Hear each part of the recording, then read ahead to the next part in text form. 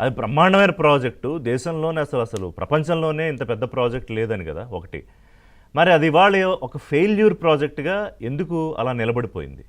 ఇవాళ ప్రభుత్వం మళ్ళీ తిరిగి ప్రతిపక్ష నేతకి కేసీఆర్కే మీరు కట్టండి, ఎందుకంటే మొత్తం అంతా దీని గురించి మీకే తెలుసు, మీరే అడుగుతున్నారు కాబట్టి కట్టండి అని చెప్పడం, ఇది ఒక రకంగా ఏంటంటే కేటీఆర్ వేసుకున్న సెల్ఫ్ గోలా, అంటే బీఆర్ఎస్ వేసుకున్న సెల్ఫ్ గోలా అనిపిస్తోంది. ఎందుకంటే బహుశా ఇది ఊహించి ఉండరేమో ముఖ్యమంత్రి ఇలాంటి ప్రపోజల్ పెడతారని. ఏంటి సార్ కాళేశ్వరం వెనకాల జరుగుతున్న కహాని ఏంటి? ఇప్పుడు పోలవరం డ్యామ్ కడుతున్న సందర్భంగా పర్యావరణవేత్త ప్రొఫెసర్ శివాజీరావు ఒక స్టేట్మెంట్ ఇచ్చాడు. ప్రపంచంలో డ్యాముల యావరేజ్ ఏజ్ 200 సంవత్సరాలు, బ్యారేజీల యావరేజ్ ఏజ్ 250 నుంచి 300 సంవత్సరాలు. Okay. Godavari barrage, Krishna barrage కూడా ఇప్పటికి 150 ఏళ్ల కింద కట్టారు. మధ్యన ఒకసారి మోడర్నైజ్ చేశారు. అట్లా 150 ఏళ్ళైనా 2 బ్యారేజీలు సక్సెస్ఫుల్ గా నడుస్తుంటే కాళేశ్వరం 3 ఏళ్లనే కుంగిపోవటంతో ఇవాళ పెద్ద చర్చనీయాంశం. డ్యాములతో పోల్చుకోవాల్సిన పని లేదు, బ్యారేజీలతో పోల్చుకుంటే కూడా 150 ఏళ్ళు ఎక్కడ, 3 ఏళ్ళు ఎక్కడ, అంటే ఖచ్చితంగా అబ్సల్యూట్ గా లోపాలు ఉన్నాయి అనేది ఒకటి.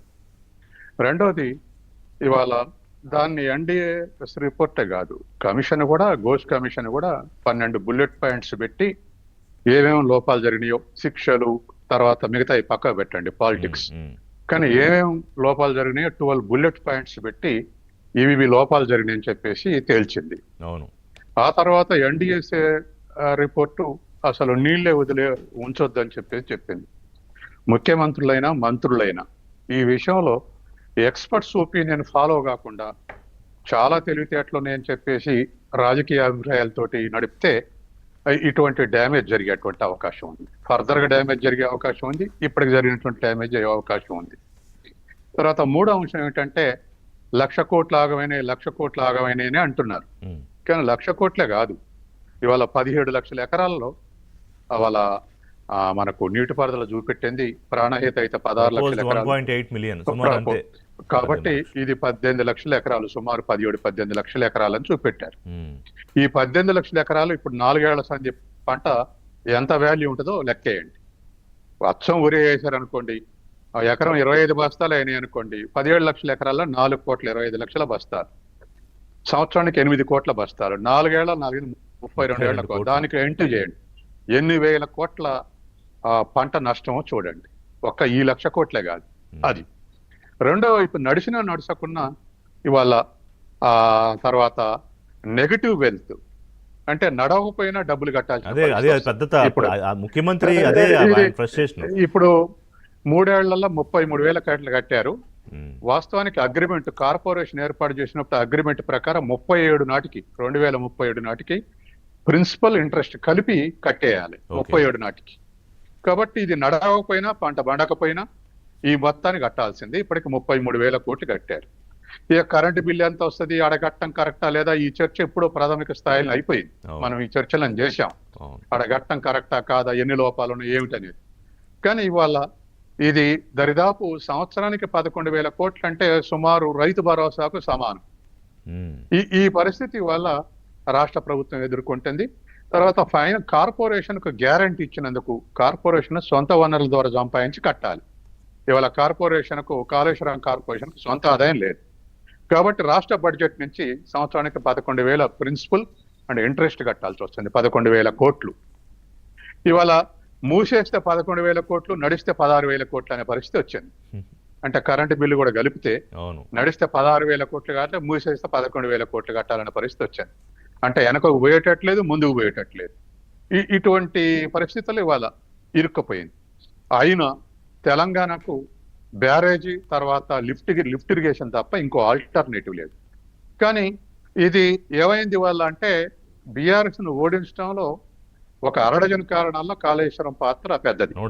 ఎందుకు పెద్దదంటే రాజకీయ నాయకులు ఏటీఎం గా ఉంది, డబ్బులు దొరుకుతాయి, ఇవన్నీ కంటికి అవుపడవు. కానీ కూలింది మాత్రం, కుంగిపోయింది మాత్రం కంటికి అవుపడుతుంది. అవును నిజమే, ప్రధానమంత్రి నుంచి కింది స్థాయి వరకు దీంట్లో అవినీతి జరుగుతుందన్నది అందుకే కూలిపోయిందని ప్రజలు కన్విన్స్ అయ్యారు. కాబట్టి ఇప్పటికైనా ఇది కేటీఆర్ ఛాలెంజ్ అయ్యి వారం రోజులు నడుపుతాం, లేకపోతే 3 ఏళ్ళు ఇస్తాం, ఇవన్నీ పొలిటికల్ ఛాలెంజెస్. కానీ అసలు ముందు ఎన్డీఏసీని ఫాలో కావడానికి ఇష్టపడకపోవటం ఏంటి? ఇంజనీరింగ్ ఎక్స్పర్ట్స్ ఫాలో కాకపోతే నిర్మాణంలో ఏ లోపం జరిగింది, ఇప్పుడు కూడా అదే లోపం జరిగే అవకాశం ఉంది. కాబట్టి దానికి అనుగుణంగా దానికి రెస్పెక్టబిలిటీ ఇచ్చి నడవాలి తప్ప వాళ్ళకేం తెలివితేటలోనే అనుకుంటే నిర్మాణ నాటి నుంచి అనుకున్నటువంటివే మళ్ళీ రిపీట్ అయ్యేటువంటి అవకాశం ఉంది. కాబట్టి మూడో అంశం ఏమిటంటే ఇవాళ ఖచ్చితంగా ఇవాళ 1,00,000 కోట్ల ఇన్ఫ్రాస్ట్రక్చర్ ఫెసిలిటీస్ పెట్టిన తర్వాత వాటిని ఉపయోగం తేవాల్సినటువంటి బాధ్యత అందరి మీద ఉంది. దాన్ని ఉపయోగం చేయడానికి రాష్ట్ర ప్రభుత్వం ఏం ఆలోచిస్తుంది, ప్రతిపక్షం ఏం సపోర్ట్ చేస్తుందో అది ఆ విధమైనటువంటి అవగాహన లేకుండా మేము కూలినా మేము చేసిన పని కరెక్టే అని చెప్పేసి బీఆర్ఎస్ అంటే అది ఇంకా అంటే పొలిటికల్ గా డ్యామేజ్ అవుతుంది. ఇప్పుడు రేవంత్ రెడ్డి గురించి తెలుసు, కేటీఆర్ తెలియకపోవడం ఏం లేదు. అయినా కూడా ఆయన నాకు వారం ఇవ్వండి మా నాన్న మొత్తం కూర్చొని సెట్ చేసేస్తారు అని ఇప్పుడు ఆ సెల్ఫ్ గోల్ ఎందుకు వేసుకున్నాడు ఆయన పొలిటికల్ గా? ఇప్పుడు ఇరిగేషన్ కన్నెపల్లి లిఫ్ట్ ఇరిగేషన్ నుంచి కింద పారేటువంటి రైతులు కొంత నెగటివ్ తయారు చేయొచ్చు అని చెప్పేసి అంచనాతోటి కేటీఆర్ పోయినట్టుంది. కానీ కాళేశ్వరం చర్చ వస్తే బీఆర్ఎస్ డిఫెన్స్ లో పడుద్ది, ఎప్పుడైనా డిఫెన్స్ లో పడుద్ది. కాబట్టి అసలు దాని చర్చ రాకుండా చూసుకోవటం తెలియగలే పని తప్ప దాని చర్చ తీసుకొచ్చింది అయితే ఖచ్చితంగా ప్రతి చర్చలో అది డిఫెన్స్ లో పడే అవకాశం ఉంది. ఎందుకంటే తీసుకెళ్లి మళ్ళీ ఆ బాల్ వాళ్ళ కోర్టులో పడేశారు. ఎందుకంటే కుంగిపోయి ఉన్నది కళ్ళకు అవపడుతుంది కాబట్టి, మూసేసి ఉన్నది కళ్ళకు అవపడుతుంది కాబట్టి ఎన్డీఏసీ ఎక్స్పర్ట్స్ కమిటీ దాంట్లో నీళ్ళు ఆపొద్దన్నారు కాబట్టి ఆపొద్దని ఎక్స్పర్ట్స్ కమిటీ చెప్పిన తర్వాత ఎవరో ఒకళ్ళు ఇవి నీళ్లు తెరవాల్సిందే విడవాల్సిందే అనేటువంటి కేటీఆర్ అయినా జగదీష్ రెడ్డి అయినా మంత్రిగా ఉన్నటువంటి ఉత్తమ్ కుమార్ రెడ్డి గారు అయినా ఎన్డీఎస్ ఫాలో కావాల్సింది, దాని ఎక్స్పర్టైజ్ ఫాలో కావాల్సింది. ఎందుకంటే వాళ్ళకు దేశవ్యాప్తంగా అనేక అనుభవాలు ఉన్నాయి. ఎక్స్పర్టైజ్